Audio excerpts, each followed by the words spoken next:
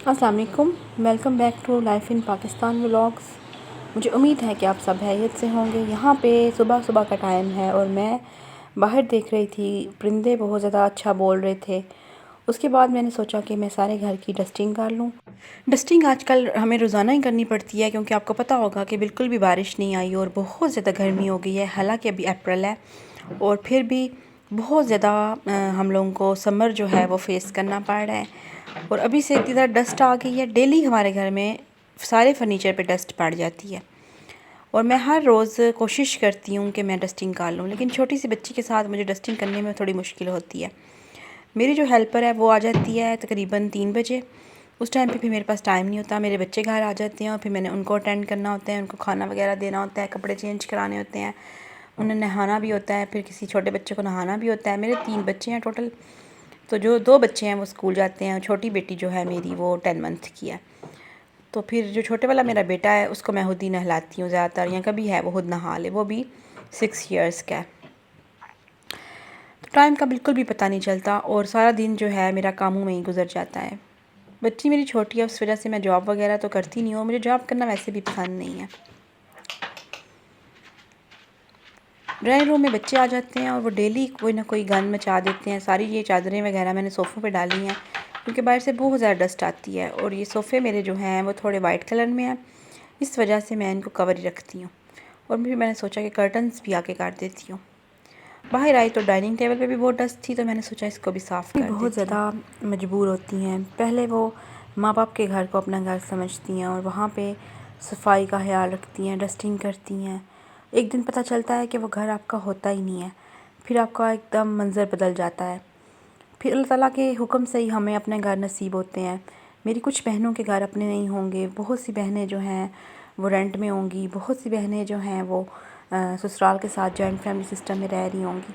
अल्लाह ताला हर बंदा घर दे, हर बंदा जो है वो अपने घर में खुशो आराम रहे, क्योंकि ये एक बुनियादी हक़ है, हर लड़की का हक़ है कि वो अपना घर जो है वो ले और उसमें आज़ादी से रहे। बेशक वो रेंट का ही क्यों ना हो, अपना घर तो अपना ही होता है, जिधर आपकी प्राइवेसी होती है। उसके बाद जो बिल्कुल ज़ाती घर होता है वो एक अल्लाह की देन है, हम उसके बारे में तो कोई बात नहीं कर सकते। पौधे जो हैं वो उसमें जब हम छिड़काव करते हैं तो वो फ्रेश हो जाते हैं। और बर्तन जो हैं वो ऐसी चीज़ हैं जितने मर्ज़ी आप वॉश कर लें ये ख़त्म ही नहीं होते। रात को भी मैंने वॉश करके मैं सोई थी, बिल्कुल सिंक खाली था, लेकिन सुबह उठते साथ ही मेरे बर्तन जो हैं वो दोबारा से बने हुए थे। लेकिन थोड़े थे, कल जैसे बहुत ज़्यादा नहीं थे, तो मैंने सोचा जल्दी जल्दी बच्चों के आने से पहले मैं बर्तनों को वॉश कर लूँ। मेरी बेटी भी सो गई थी, तो इसलिए मैं फिर जल्दी जल्दी से काम ख़त्म कर रही थी। क्योंकि हमारी जो माएँ हैं वो कहती होती थीं कि समझदार लड़की वही होती है, समझदार औरत वही होती है जो बच्चों के सोने के बाद फटाफट घर को साफ़ कर लेती है।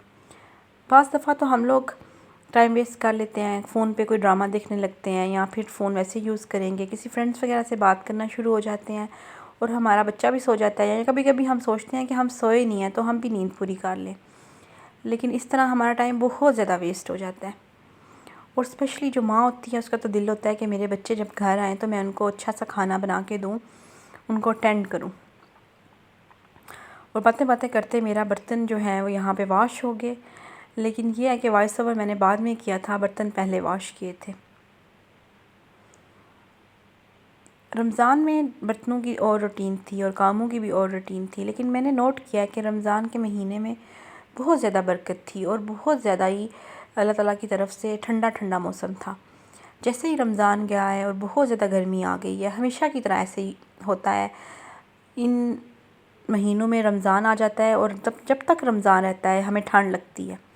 सहरी के टाइम पे यकीन करें मैं अभी स्वेटर पहन रही थी और ये कुछ दिन पहले की बात है, अभी ईद को गुज़रे 2 ही हफ़्ते हुए हैं और तकरीबन 26-27 को मैंने स्वेटर पहना हुआ था। मुझे इतनी ठंड लग रही थी और आज इतनी गर्मी है कि मैं फ़ैन भी ऑन कर रही हूँ लेकिन मुझे गर्मी फ़ील हो रही है। अल्लाह ताला के जो हैं मौज़े हैं ये कि अल्लाह ताला रमज़ान की बरकत में, रमज़ान की खुशी में जो हम रोज़े रखते हैं, अल्लाह ताला के लिए इबादत करते हैं, तो अल्लाह ताला हमें ठंडे रोज़े दे देते हैं। और एंड वाली जो रातें हैं, आपने नोट किया होगा कि ताक रातों में अजीब सी ठंड होती है, हवा चल रही होती है और बादल जो हैं वो छाए होते हैं आसमानों पे और कभी कभी तो बीच बीच में बारिश हो भी जाती थी, थोड़ी थोड़ी हल्की हल्की फवार टाइप। तो दिन जो है हमारा बहुत ठंडा रहता था, इसीलिए रोज़े रखने का पता ही नहीं चला।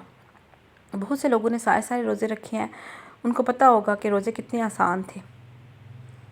तो अल्लाह ताला हमारे लिए आसानियाँ करे और हमें जो है वो ठंडा ठंडा आगे समर दे, जो कि इम्पॉसिबल है। पाकिस्तान में बहुत ज़्यादा गर्मी पड़ती है।